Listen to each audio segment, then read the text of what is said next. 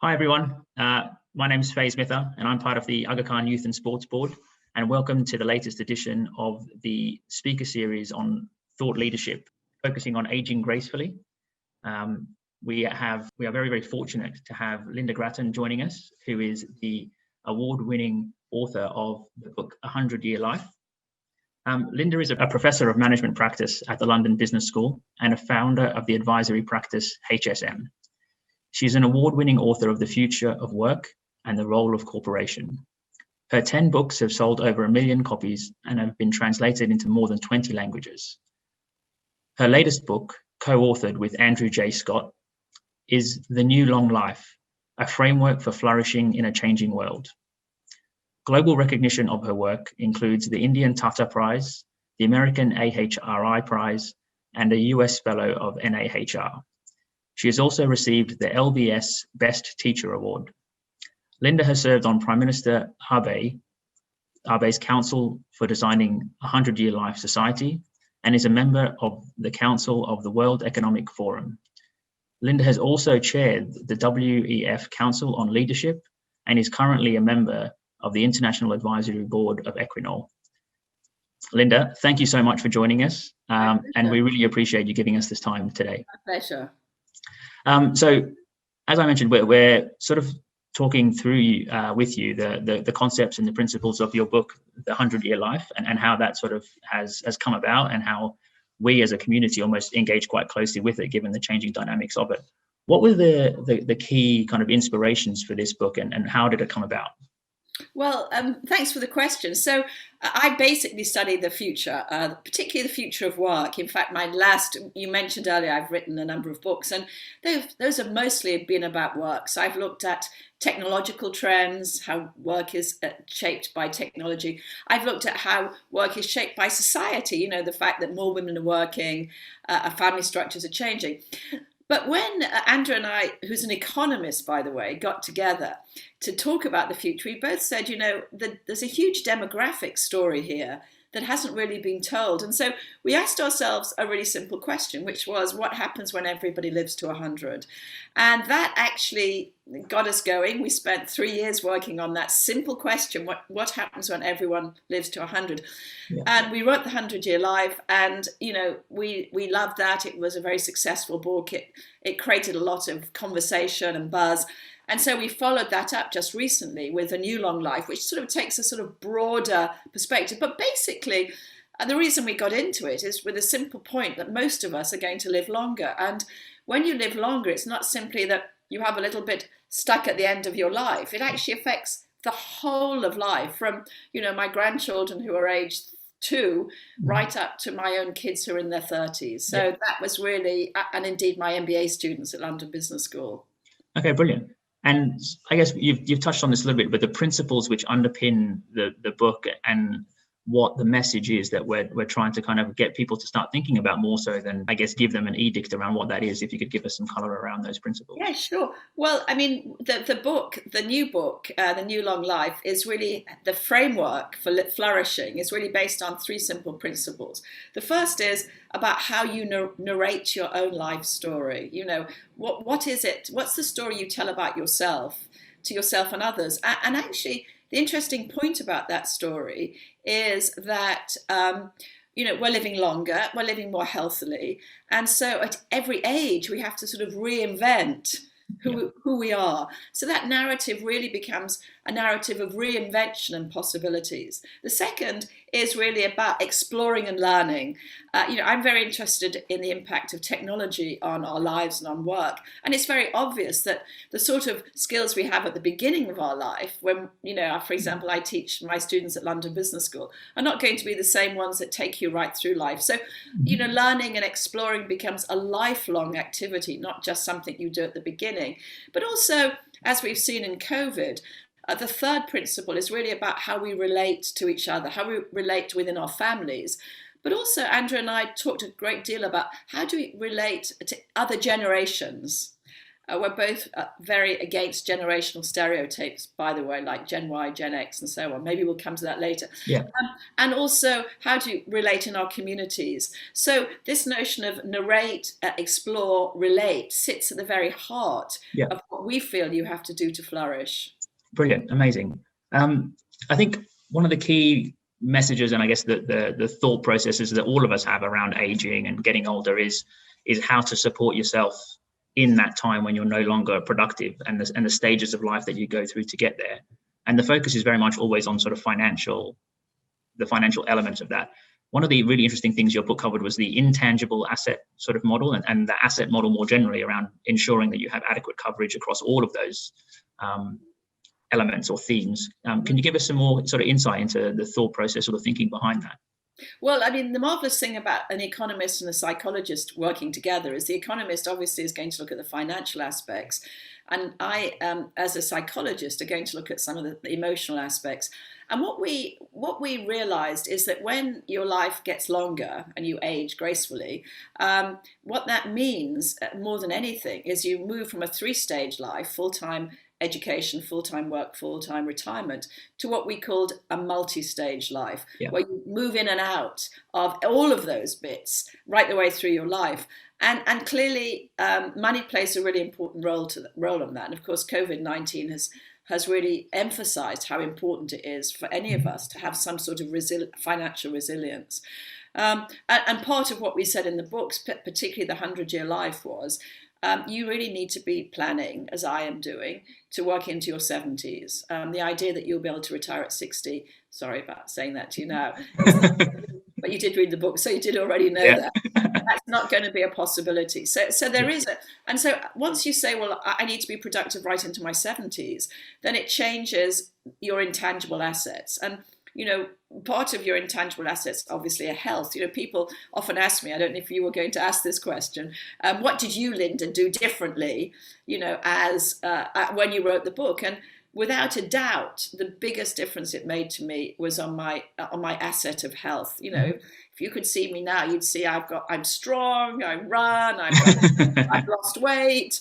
I'm in pretty good shape, actually. And I wasn't particularly, I was in okay shape, but I wasn't very strong when I came into writing the book. So, obviously your physical assets are absolutely crucial. And I do think that we have to really focus on healthy aging. I mean, that for me is, and Andrew Scott, my co-author, by the way, I've moved on to go back to write about work, which is what I normally write about, but he's really focused on healthy aging. So he's very, very clear that this is crucial.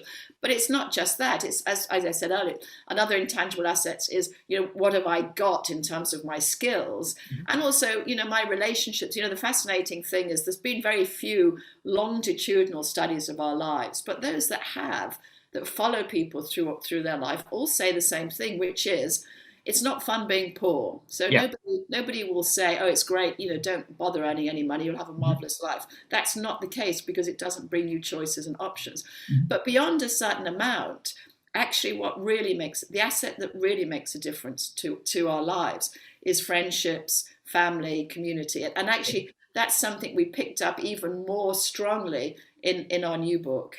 Okay, amazing. And I think the context for our community, obviously largely immigrants to the UK, and obviously I think my parents definitely, and a lot of my peers, their parents really focused on getting that sound financial footing, and have almost set the platform for us now to be able to have these options that the financial security provides you. Those themes around community, friendship circle, health, which we can now, I guess, spend more time thinking about, given the financial element has been solved, are just as important. I think is the takeaway that I got from the messages that you and Andrew were delivering. Yes, absolutely. And as you say, as immigrant communities with parents and grandparents who worked really hard, they probably gave you a financial platform. But now the question is, not just what can you do for yourself, but what can you do for the world? And I didn't speak particularly about that in the 100-Year Life, but of course it's a hugely important aspect of how we age, which is how we, if we are in fortunate positions as you are and I am, how we make a legacy, how we build strong communities. One thing that came out so clearly from my own research and continues to do is the role of community, and how important it is that we build strong families, but also strong communities. Okay. I think it's a very key element of being able to age and interact and provide that support structure. And I think aging gracefully, but also aging with dignity, is something that tool set, or that intangible asset, allows you to really kind of continue to build on and enjoy. I think is a key thing that I took away definitely from the thought process and thinking about. And one of the things that we explore a lot in our new book, the New Long Life, is about intergenerational friendships, which I know is really important to your community, but in some communities it's not so important. And we think, that we've sort of forgotten really about the wisdom of the old. And Chip Conley, who's a marvelous guy who's an American, whose job is to act as a sort of a wise counsel to technology companies or number actually. One thing he says is that the world is awash with knowledge, but what it doesn't have is wisdom. Yeah. And I think, understanding and acknowledging the wisdom of the old is incredibly important. I know for myself, when COVID hit, I have a role at London Business School, but I also have my own research advisory group called HSM, all of whom were young and, like you, sort of dying to do exciting things. But none of them had ever lived through a recession. Yeah. And, luckily, both I and the board, all of whom are in their 60s and 70s, said, okay, we've done this before. Yeah. Day one, we set up a war room. And that actually meant that we've been incredibly successful, and we've provided really great work for that advisory group. And I think, really listening to the wisdom of others is incredibly important in communities. Amazing. I think if I can pick up on one of those points around that generational stereotype, I think you mentioned it earlier, but also the thought process or the theme that you brought through, which was the decoupling of age and stage, and what that requirement now is for us in the current dynamic, both living longer, but also the way in which the working environment is. Can you help us kind of walk through that thought process and the theme?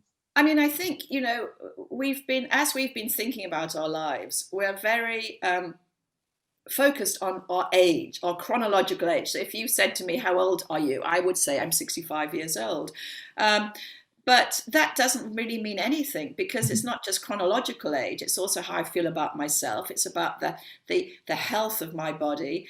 It's about how you see me. Yeah. And the reason I said that, because it's unusual for women to say what their age is I'm saying to you, I'm 65, get over it. Yeah. Just drop your stereotypes. And one of the real goes, the New Long Life, we had a good opportunity to have another go at some of the topics we loved in the first book and our readers loved. And one of them was stereotyping. I hate this idea of baby boomers and Gen X and Gen Y. Actually, do you know there's not a shred of empirical evidence? If you look at 100 people and ask them questions about themselves, it's very difficult to know what age they are. A digital native, well, sure, I'm a digital native. People like, only young people like exploring. I went to Chad and Congo last year. Yeah. I mean, it's horrible, because the stereotyping changes the way you think about me, but it also changes the way I think about myself. And so we've really been very outspoken, particularly to organizations, to say, please drop these very easy marketing stereotypes you've got, because there isn't any evidence of them. And they, like all stereotypes, they diminish individuals. No, amazing. And I think that will open up opportunities as those stereotypes get broken down, and as people transition through their stages in this multi-stage life. Hopefully that opens up the opportunities to leverage the wisdom and the experience that having been older and been through a lot more gives you as an individual and as a commodity, as an asset, effectively. Yeah. Great. I think one of the comments you made in the book was the piece around generational isolationism, and it sort of expands upon the stereotyping that one does see. And how we reverse that, and how we start bringing in the connectivity between those generations and helping them leverage each other, learning from the young, but also learning from the wisdom. What was the kind of inspiration for that, or the thought-provoking what you saw or what you experienced that helped kind of bring out that concept? Well, one of the aspects of industrialization, as your parents and your grandparents moved into the UK, they will have seen that they're living in an industrialized society. And in an industrialized society, age and chronological age is seen as one of the easy ways of saying, where you are at any point in your life. So, for example, in a three-stage life, if I'm 21, I'm probably at university. But as you get into a multi-stage life, then there's no reason that you couldn't be at university at any stage in your life. And one of the concerns that we have is that chronological age has been seen as a way of, the institutions have reinforced that, particularly, and I speak as an educator, particularly educational institutions. And what that means is we haven't really enabled teams to work together. We talk a lot at the moment about diversity, and I think rightly so, but we mostly talk about race diversity and gender diversity, but actually age diversity is really important. And if you can bring the two areas that are very where it's very difficult for ages to meet is education and work, which of course are the two areas that really, are the areas that we work in. So if you're in education, it's very difficult for you to be a student with people from different age groups. And similarly, if you're at work, you tend to be working in groups who have the same age. And I think that's a real sort of sadness, actually. And certainly at London Business School, I'm one of the professors who has been very, very keen at bringing students from all different age groups into the same room together to learn from each other in terms of their experiences. And similarly at work, I'd like in general to bring a multi-age group together if we're trying to solve a problem. No, amazing. That actually dovetails quite nicely with the theme around lifelong learning, continuous education, and the concept of recreation rather than recreation, which kind of those three things quite resonated with me quite well. Just building on that in terms of how we as individuals, no matter what stage you are, whether you're 21, 35, 45, that concept of lifelong learning and recreation. Can you give us some more of your thoughts around that? Well, I think, one of the challenges of the normal three-stage life is it's full-time education, full-time work, full-time retirement. And somehow that retirement, is just a time of recreation. Let's go around the world. I don't know, whatever people do when they're retired. But actually, what we learned is that lots of people don't want to have that huge cut-off. 1 minute they're working, next minute they're retired. They want more of a sort of portfolio. And the other thing we learned is that when you retire, that reduces your life expectancy. Working, being productive. When I say work, by the way, I don't simply mean work that's being paid for. I also mean, when you're engaging with as I do, and I'm sure many of you do, in terms of charities and so on, I would consider that work. And people want to work longer. And so the time that they had, which used to be called retirement, recreation, is now, we hope, is now distributed right away through your life and becomes much more about recreating yourself. Why wouldn't you, at the age of 40, want to take a gap year? I mean, 21-year-olds are, and they haven't even done anything to get a gap from, as far as I know. So, why wouldn't you want at 40 to take a year off, or at 70 to go back to university? And so I think that we have to realize that the time when we're not working can also be a time when we build our assets. And remember, I said those are about health, those are about learning and about community. And it's very interesting. I just ran this morning a webinar with my research community. So I have a community of people right around the world from companies that we do co-creational research with. And I was asking them, what's been good about this hybrid way of working, working from home, not going to the office very much. And one of the most important things they said is, we feel healthier. We're not commuting so much. We're giving time. So, for example, when we finish today, I hope to do my, hour's walk around Regent's Park before my next Zoom. And, so people are feeling as if they've got more control over themselves. They've got more hours and they're giving that to health. And that's a very, very important thing. So recreating yourself is is really top of the agenda as far as we can see. I think so. Breaking down the traditional thought process around, education, work, retirement, and breaking down the traditional roles that individuals play within their communities, within their families, is obviously something that is going to happen. I think it's already happening. Is what I could take away whilst I was, going through the book, but also will accentuate even more going forward. And those traditional stereotypes of age, of the role of a parent, whether that be the father or the mother, and how they interact over the life of their relationship, is obviously something that everyone needs to be open to allow for this recreation to take place and for the dynamics of their relationships to evolve. Can you sort of help us? We talk a lot more about that in our most recent book, actually, The New Long Life. And really what we're saying is that we're seeing a great deal more diversity in terms of family structures. And so we need to acknowledge that and realize that some of those, families can work incredibly well, but also realize that when you move, the marvel of a traditional family, and I was brought up in a traditional family. I don't know, perhaps you were, I'm not sure. Oh, definitely was, yeah. Is that dad worked and mum looked after us kids. And so what that meant is that every morning there wasn't a debate about who takes the children to school or who picks them up or who makes the tea, because that's what mum did. And in many ways, that was an easy traditional role for both of them. There weren't any arguments about that. But actually now women work all over the world. As you mentioned earlier, I've been serving on Prime Minister Abe's council in Japan, and even Japanese women, and people don't think Japanese women work. They do. They do work. Very unusual in any country of the world now to have women who aren't working, as much as anything because of the economics of our lives. So when you get two people working, then suddenly everything's up for grabs. In the sense that and what I've said in the new book is these become negotiated relationships. Whereas my parents' relationship wasn't negotiated, mine certainly is. And if I look at my own children and their marriages and relationships, those are negotiated relationships.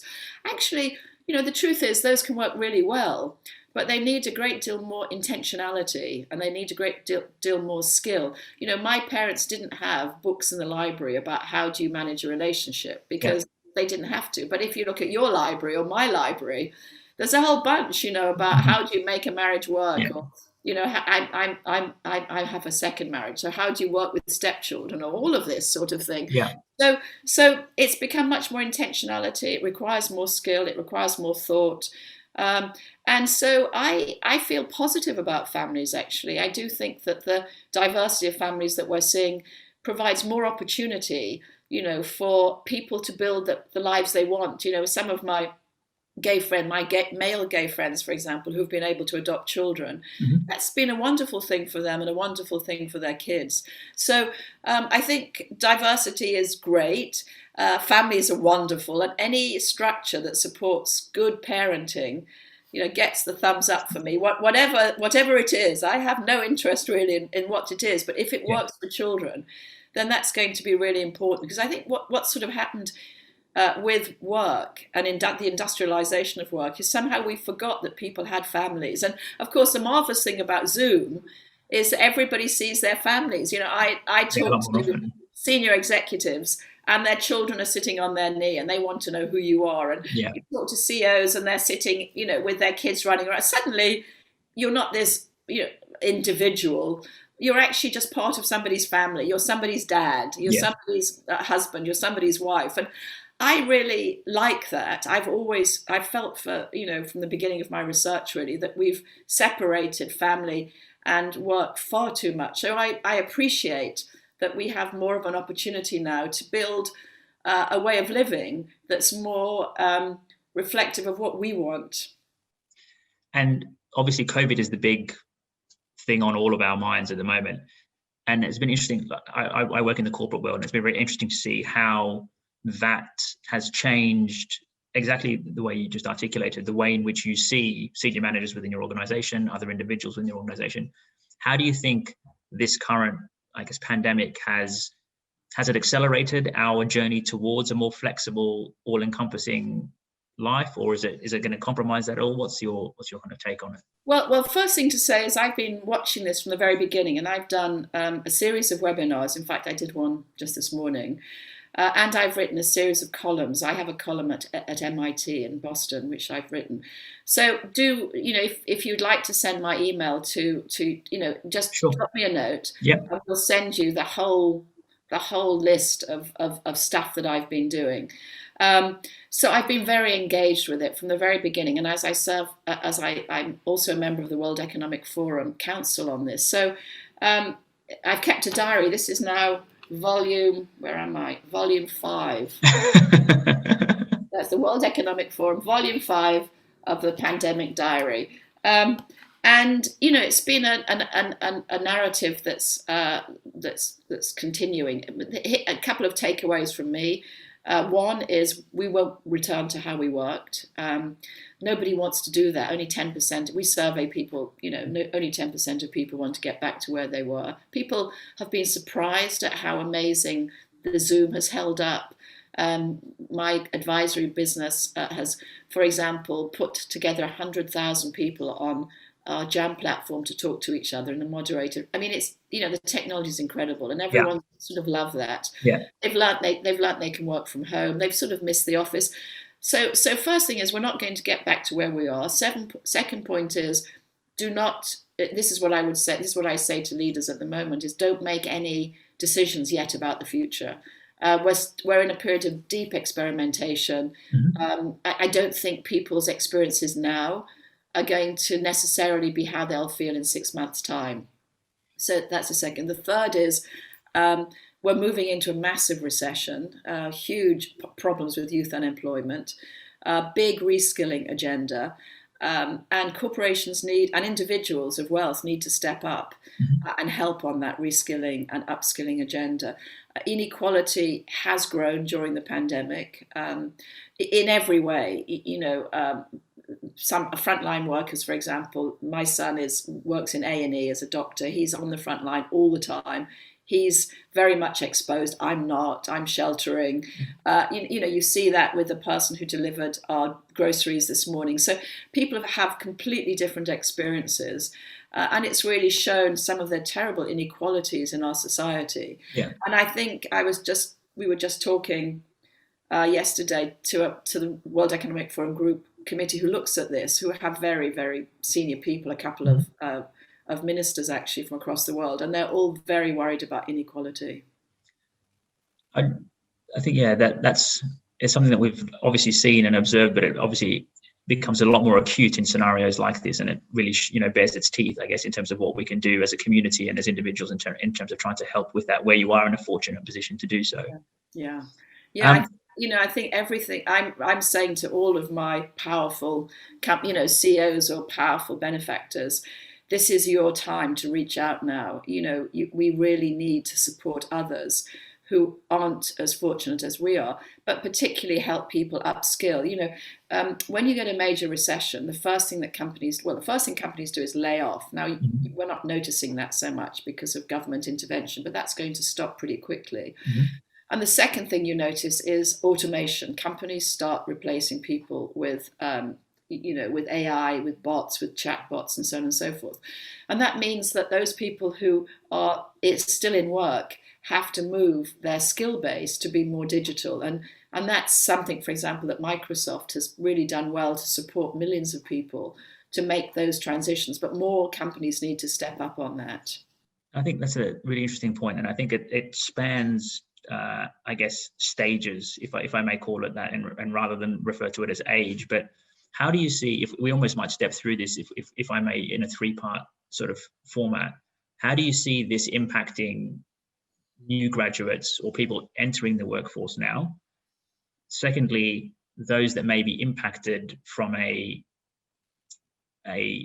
asset generation point of view, how do you see them retooling themselves and recreating themselves, at age 40, 45, 50 perhaps, to be able to, continue to produce in this new environment and potentially where their skills may be replaced? And even for someone later on in life, I think one of the examples in your book we kind of used a scenario where we talked about an individual in the latter stage after the corporate world moved into teaching as an example of what the options would be for someone later on. So just that, especially given the challenges we're facing at the moment. Yeah. Well, first of all, I mean, there's no way around it. This is a brutal time for people who are graduating. It's very unfortunate if you graduate during a recession. The data shows that very, very clearly. The labour markets are frozen. That's why people say, isn't it marvellous that so many young graduates have applied to London Business School, to Harvard, to Stanford, MIT. We knew that would happen. That wasn't a surprise to us, because in a recession, people fly into postgraduate, and that's not a bad idea, by the way, to keep your head down until the recession, until it blows over. Mm-hmm. So it's going to, one of my eldest children graduated in a recession, and it's just really hard. I mean, he's fine now, but it takes a couple of years. And I would say, the first thing I would say about that is we've got to be, as older people, we have to be sympathetic to the needs of new graduates. I think it's really important that companies continue to take new graduates on. I think, if you're a parent of a new graduate, you need to be really empathic to their situation. I remember my son, who got a first-class degree, made 40 applications before he even got a interview. I'm now pleased to tell you he's in New York. He's doing incredibly well. Excellent. But actually, 10 years ago, when he came out 8 years ago, it was really brutal. There was just no jobs, absolutely no jobs at all. And he worked so hard to do incredibly well at university. It was heartbreaking, but he's fine now. So I think we've got to acknowledge that the group who are finding it hardest at the moment are young people, and everything we can do to help them, I think, is going to be crucial. The second group you talked about was those in their 40s and 50s. It is an opportunity to retool. And, in the new book, The New Long Life, we look at people in their 40s and 50s and say, this is the opportunity for you to upskill and reskill.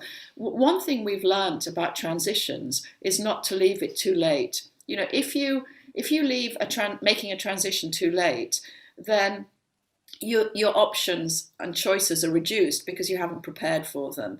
So for example, if you want to build a portfolio life where you do some charity work, go on boards, whatever it is, you have to start preparing for that 10 years before. You can't suddenly at the age of 60 say, oh, I'm retiring, I want to go on boards.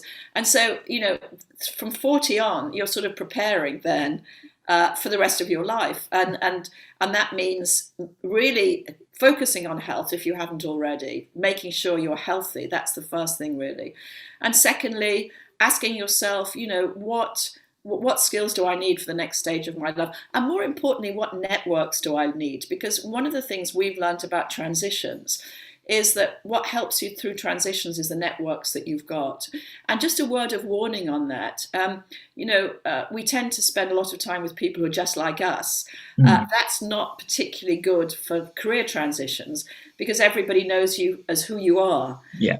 If you want to make a career transition, you have to network with people who are different from you.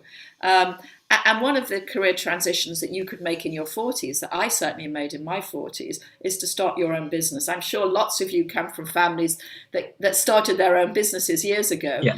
I do think that SMEs we know they're the bedrock of an economy. And starting your own business, I employ all these marvelous young people. I'm absolutely thrilled by it. It gives me so much pleasure to know that I can do that.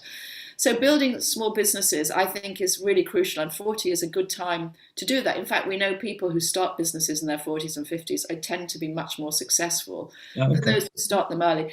Our 70-year-old, again, it depends a lot on their financial situation. And unfortunately, there's not much you can do about that at 70. The finances bit is beginning already to play out. The health hasn't yet. And it is possible at any age to get healthy. Absolutely any age. At any age you can get healthy. Yeah. And that's got to be. And at any age you can build networks. So I would say to a 70-year-old, first of all, are you healthy? If not, get healthy, especially with COVID. And secondly, widen your networks, particularly with young people. One of the reasons I carry on teaching at London Business School, carry on running a practice, a consulting practice with young people, is I love hanging out with young people. And And I think for every 70-year-old, they should be asking themselves about their health, about their networks. And of course, giving back, we're a marvelous opportunity to decide how to give back. And COVID-19 is given the reasons for giving back are even greater. No, definitely. If I can just go back to the graduate and the early, those early in their careers, one of the things I took away very much from that, talking about that scenario and that segment of your journey in this multi-stage life, was again breaking down the stereotype of what that graduate or 20-year-old, 21-year-old is expected of. Yeah. And given it's their formative years, traditionally those formative years are a 3 or 5 year university degree, whereas now that formative stage can be A, longer, B, it can not necessarily be in formal education, and the boxes you need to tick during that sort of life stage between 20 and 30 may actually be pushed out 5 or 10 years.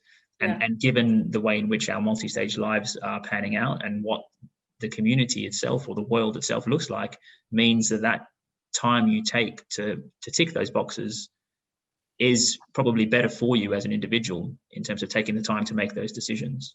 Yeah, no, that's a really good point.